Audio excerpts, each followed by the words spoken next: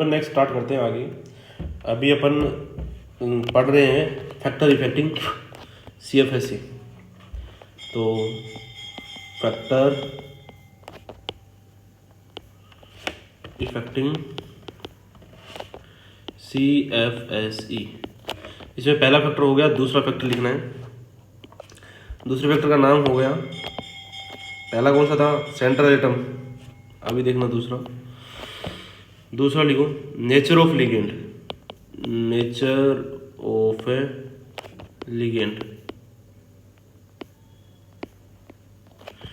ठीक है, इसमें लिखते चलो स्ट्रोंगर लिगेंड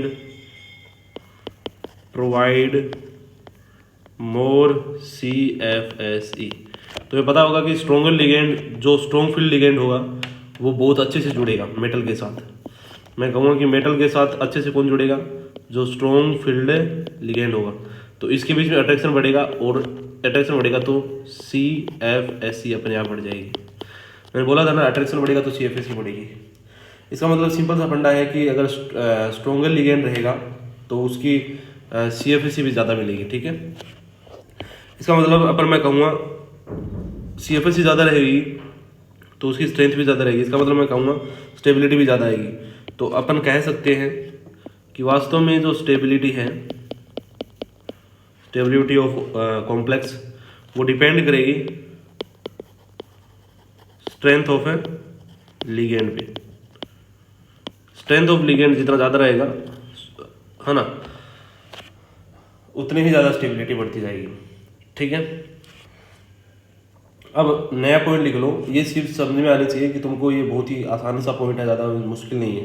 ठीक है, आगे बढ़ते हैं, नेक्स्ट पॉइंट लिखो। By measuring CFSE of various ligand with metal ion, relative strength of some common ligands can be given by following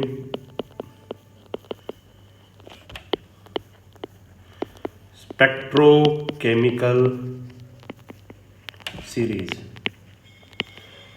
spectrochemical series है, तो यहाँ पर क्या लिख रखा है, CFSE मेजर करी गई by measuring the CFSE of various ligand with metal ion. ठीक है ना, relative strength of some common ligand can be given by following. नीचे लिखेंगे अपन एक सीरीज, एक जैसे अपन ने, तुमने इलेक्ट्रोकेमिकल सीरीज पढ़ी है जो इलेक्ट्रोकेमिस्ट्री में पढ़ते हो तुम।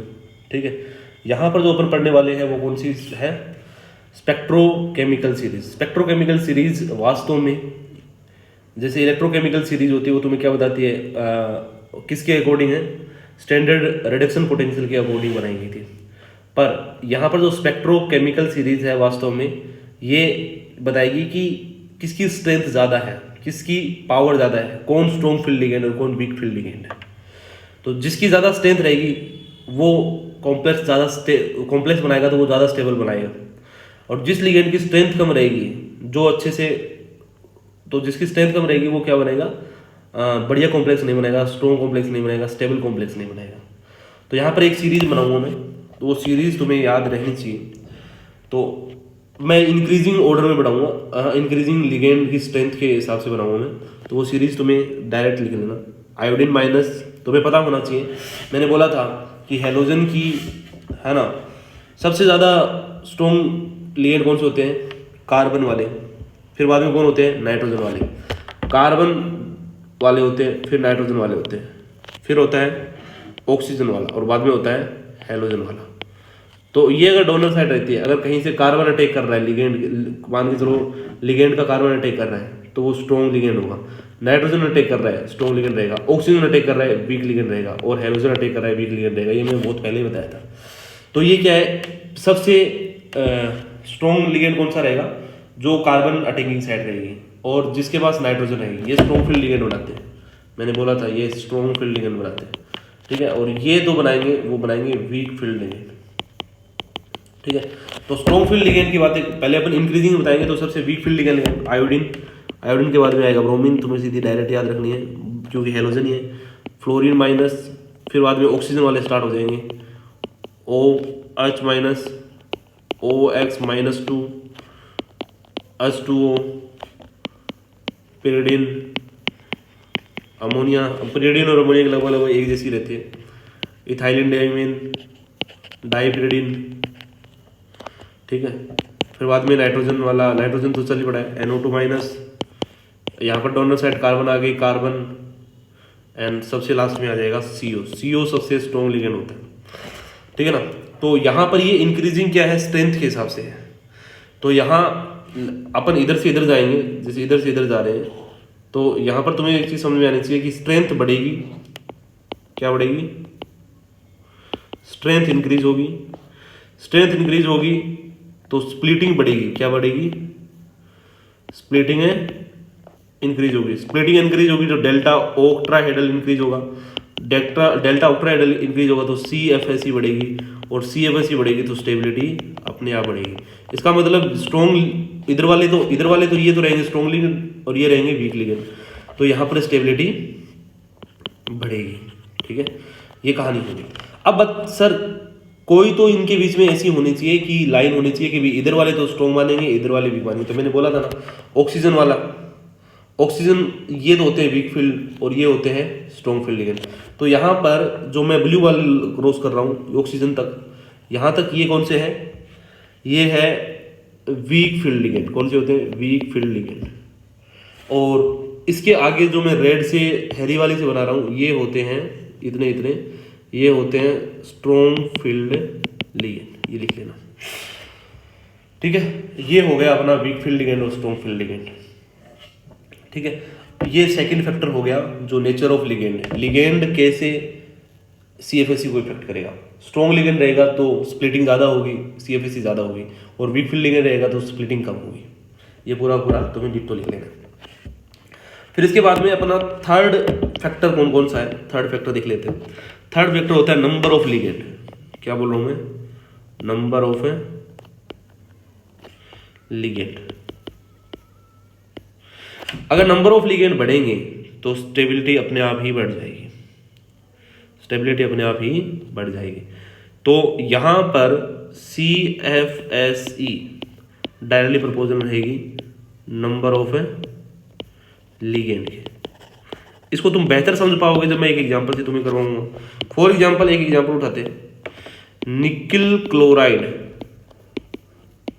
-2, और यही एग्जांपल निकिल हेक्सा क्लोराइड -4। अब यहां पर कौन ज्यादा स्टेबल है, यहां निकिल कौन सी ऑक्सीजन स्टेट में, निकिल प्लस है, अब बताओ निकिल कौन से में है, +2 में, और यहां पर भी निकिल कौन से में है, +2 में। तो सेंट्रल एटम तो दोनों में सेम है, +2+2। अब लिगेंड दोनों में सेम है, पर यहां पर इधर से इधर जाते हुए तो लिगेंड के नंबर बढ़ रहे हैं, लिगेंड के नंबर बढ़ेंगे तो अट्रैक्शन ज्यादा होगा, अट्रैक्शन ज्यादा होगा तो CFSE अपने आप ज्यादा हो जाएगी, ठीक है ना। ये चीज समझ में आ गई तुमको। तो इसका मतलब इसकी ज्योमेट्री क्या है, इसकी ज्योमेट्री बता सकते हो मेरे को। इसकी ज्योमेट्री है ऑक्टाहेड्रल, क्योंकि 6 लगे पड़े हैं, और इसकी क्या है, टेट्राहेड्रल, ठीक है ना। अगर यही चीज अपन एक नेक्स्ट एग्जांपल में करें तो PT, ठीक है, और Cl4 -2 और PT Cl6 -4। यहां पर PT कौन सी ऑक्सीजन स्टेट में है, PT यहां पर +2 में है, और यहां पर PT कौन से में, +2 में। अब यहां पर क्लोरीन है, वो क्या होना चाहिए था, वीक फील्ड लिगेंड होना चाहिए था, परंतु मैंने बताया था कि ये जब 3D 4D और 5D के एलिमेंट होते हैं उसके केस में स्ट्रॉन्ग वीक फील्ड लिगेंड भी किसकी तरह काम करते हैं, स्ट्रॉन्ग फील्ड लिगेंड की तरह काम करते हैं। तो यहाँ पर पेयरिंग होगी तो इसका जो हाइब्रिडाइजेशन है वो sp2 हो जाएगा, ठीक है ना। तो यहाँ पर स्क्वायर प्लेनर बनेगी और यहाँ पर बनेगा ऑक्टाहेड्रल, ठीक है। तो ये तुम्हें मैंने हाइब्रिडाइजेशन निकालना सिखाया था पहले। तो यहाँ पर लिगेंड, यहाँ से यहाँ तक लिगेंड बढ़े ना, लिगेंड बढ़े तो स्टेबिलिटी बढ़ जाएगी इसकी, CFSE बढ़ जाएगी अपने आप ही। ठीक है, ये चीज हो गई। अब अपन बात करते हैं कि स्क्वायर प्लेनर और टेट्राहेड्रल और ऑक्ट्राहेड्रल की एक एनर्जी का सीक्वेंस मैंने पहले भी लिखवाया था, वो मैं तुम्हें दोबारा लिखवा देता हूँ। मैंने बोला था कि डेल्टा स्क्वायर प्लेनर वास्तव में 1.3 होता है डेल्टा ऑक्ट्राहेड्रल का। ऐसे ही डेल्टा टेट्राहेड्रल वास्तव में 4/9 होता है ऑक्ट्राहेड्रल का। यहां से एक रिजल्ट निकल के आता है, याद रखने का तरीका मैंने बताया था, SOT, SOT, SOT, ठीक है। सबसे ज्यादा डेल्टा होगा SP का, ठीक है, उसके बाद में आएगा डेल्टा ऑक्ट्राहेड्रल का, उसके बाद में आएगा डेल्टा टेट्राहेड्रल का, ठीक है। ये मैं पहले भी डिस्कस कर चुका हूँ, तो ये पॉइंट सीधे तुम्हें स्टेटमेंट में कई बार देखने को मिल सकता है, ये साइड में लिख लेना कहीं, ठीक है। जो डेल्टा किसका बोल रहा हूँ मैं, स्क्वायर प्लेनर, SP मतलब स्क्वायर प्लेनर, वो डेल्टा ऑक्ट्राहेड्रल का 1.3 होता है और टेट्राहेड्रल कितना रहता है 4/9। अगर ना इनका एक दूसरे से डिवाइड करेंगे तो ये रिजल्ट आएगा। इसको याद रखने का तरीका क्या रहेगा, SOT, SOT मतलब S मतलब SP, O मतलब ऑक्ट्राहेड्रल और T मतलब टेट्राहेड्रल। तो ऐसे याद रख लोगे। हाँ, ये जरूर याद रख लेना कि डिक्रीजिंग ऑर्डर में, कहीं तुम इंक्रीजिंग ऑर्डर में याद कर लो, एक तो ये चीज़ याद रखनी है। एंड इसके बाद में नेक्स्ट फैक्टर रहेगा fourth number factor. Fourth number factor है जो इफेक्ट करेगा वो है आयोनिक पोटेंशियल। आयोनिक पोटेंशियल जिसे बोला जाता है फाई। अब तुम्हें पता होगा कि आयोनिक पोटेंशियल होता है वास्तव में स्टेबिलिटी के डायरेक्टली प्रोपोर्शनल रहता है। किसी भी कॉम्प्लेक्स की स्टेबिलिटी फाई के डायरेक्टली प्रोपोर्शनल रहती है, और फाई तुम्हें पता होगा चार्ज अपॉन साइज के डायरेक्टली प्रोपोर्शनल रहता है, ठीक है। इसका मतलब मैं कहूँगा कि चार्ज किसी पे बढ़ेगा, इसका मतलब अपन कहेंगे कि चार्ज किसी पे बढ़ेगा तो फाई बढ़ेगा अल्टीमेटली, और फाई बढ़ेगा तो मतलब आयोनिक पोटेंशियल बढ़ेगा तो स्टेबिलिटी उस कंपाउंड की अपने आप ही क्या हो जाएगी, इंक्रीज हो जाएगी। फॉर एग्जांपल अपन एग्जांपल उठाते हैं, जैसे कोबाल्ट NH3 6, ठीक है, +2 और कोबाल्ट NH3 6 +3। यहाँ पर NH3 तो न्यूट्रल लिगेंड होता है, तो यहाँ पर कौन सी ऑक्सीडेशन स्टेट में, कोबाल्ट +2 में, और यहाँ पर कोबाल्ट कौन सी ऑक्सीडेशन स्टेट में, +3 में। तो यहाँ से यहाँ आते टाइम क्या हुआ है, चार्ज इंक्रीज हुआ है और साइज क्या हुआ है, डिक्रीज हुआ है, ठीक है ना। तो कुल मिला के चार्ज इंक्रीज हुआ है, साइज डिक्रीज हुआ है, तो फाई इंक्रीज हो जाएगा, और फाई इंक्रीज होगा तो स्टेबिलिटी बढ़ेगी। इसका मतलब ये कॉम्प्लेक्स ज़्यादा स्टेबल है, तो CFSE ज़्यादा होगी, CFSE ज़्यादा होगी तो स्टेबिलिटी की डायरेक्टली प्रोपोर्शनल रहती है CFSE, तो यहाँ पर CFSE भी लिख सकते हो। तो CFSE को इफेक्ट करेगा नहीं करेगा, क्यों, क्योंकि स्टेबिलिटी फाई को इफेक्ट करेगी और यही फाई किसको इफेक्ट करेगा, फिर CFSE को इफेक्ट करेगा, ठीक है। तो ये एग्जाम्पल के साथ, और ये 4 फैक्टर जो सबसे मेजरली सबसे ज़्यादा इफेक्ट करते हैं, ठीक है ना। तो ये फैक्टर इफेक्टिंग CFSE कंप्लीट होता है। अब नेक्स्ट टॉपिक स्टार्ट करेंगे, अभी के लिए बस इतना ही, बाकी बातें करेंगे ब्रेक के बाद वक्त के साथ। धन्यवाद।